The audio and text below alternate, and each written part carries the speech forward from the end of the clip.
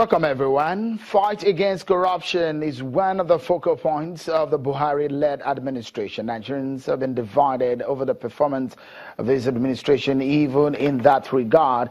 But the narrative is different, especially when corruption is in large scale, as shown in the National Bureau of Statistics new report. As I have Mr. Daniel Boala and Mr. Sam Omase, my two analysts in the program tonight on these issues. Let's get the conversation restarted, shall we, everyone? Mr. Omase, the president has been away for over 100 days, and for some, it's perhaps been away for about 150 days. That's we've not even spent up to 300 days yet in the year, and he spent more than half of that outside of the country. Well, on medical vacation, and we hope that he returns as soon as possible. But if you look at the fight against corruption, even Mr. Garba Shehu did say that the acting president, there is some maneuvering. Some people to file to the president in London to be signed, and the president had to ask them to go back. Do you think the absence of the president has stalled the fight against corruption? Well, we on the face of it, we run a presidential system, we run a democracy. But in the hearts of many Nigerians, especially those who are fascinated with power, is that we run a monarchy. Really? That we run a monarchy. In our hearts, we have a democratic monarchy, in which case we depend on one man to do things. The law says he should hand over, and he did hand over technically to Osinbajo. He has done that. Now, people are not only taking files to him, he said he rejected them, which is good. But the fact that they tried that because a way of undermining not only democracy, but the system.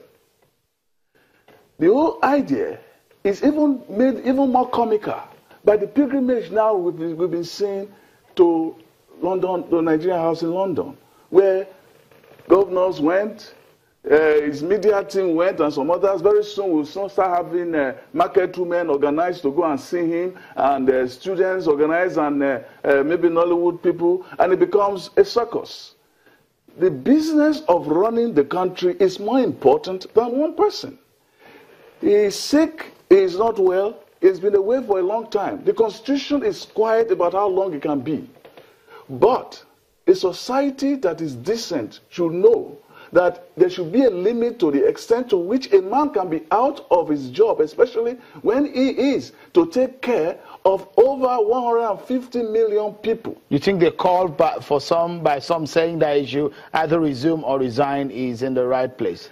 That call should focus on asking them for more transparency.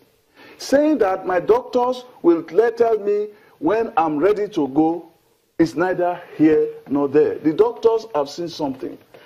If the doctor says you are ready to go, is he saying, or are the doctors saying you are ready to go back home into retirement, or you are ready to take on, in the physical sense and mental sense, the job of the presidency of Nigeria? Those are questions we have not answered. Basically, do you think the absence of president has stalled anti-corruption war?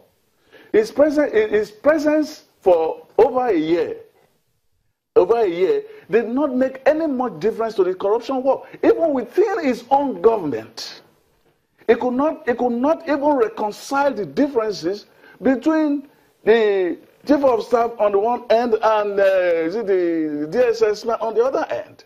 That they were the NSA. They were fighting under him, and on the issue of Magu, there was not one voice. If you cannot have one voice, how can you have big voice in the whole country? So the whole war of corruption, the heart may be in the right place, but the feet are in the wrong place. All right, I will come to you because perception is another issue that is very germane to the conversation about this corruption war. But Mr. Boala, if you look at what is happening, the president's absence, the anti-corruption war, there is a report on the SGF and the former intelligence chief, but that report, we do not know what exactly is happening. But in the government of former President Jonathan, they will tell you that about 2 ministers were even asked to leave because of corruption issue. Do you think the absence of President Buhari has in any way affected the anti-corruption war?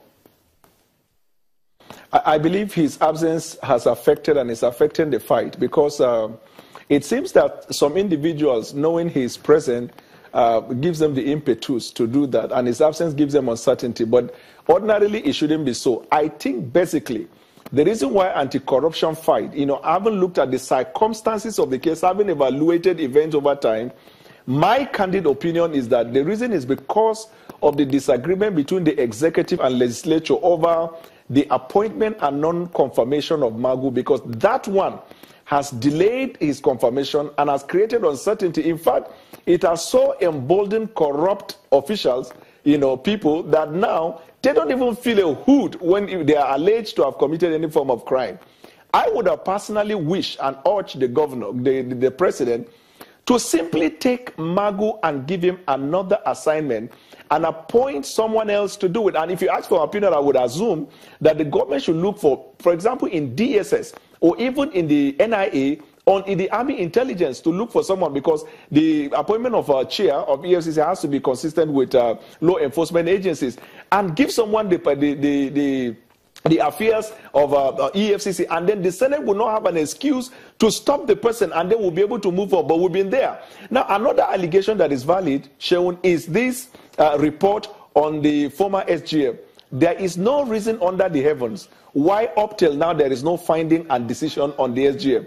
The absence of the substantive president is also not an excuse, because pursuant to the provision of the Constitution, when the president transmitted power to the acting president, he has been appointing, he has been suspending. And why has the finding not come? It is also a dumb argument to say that because it was him that presided over the report, therefore he cannot act on it because he will then be considered as acting in his own case. That is fallacy.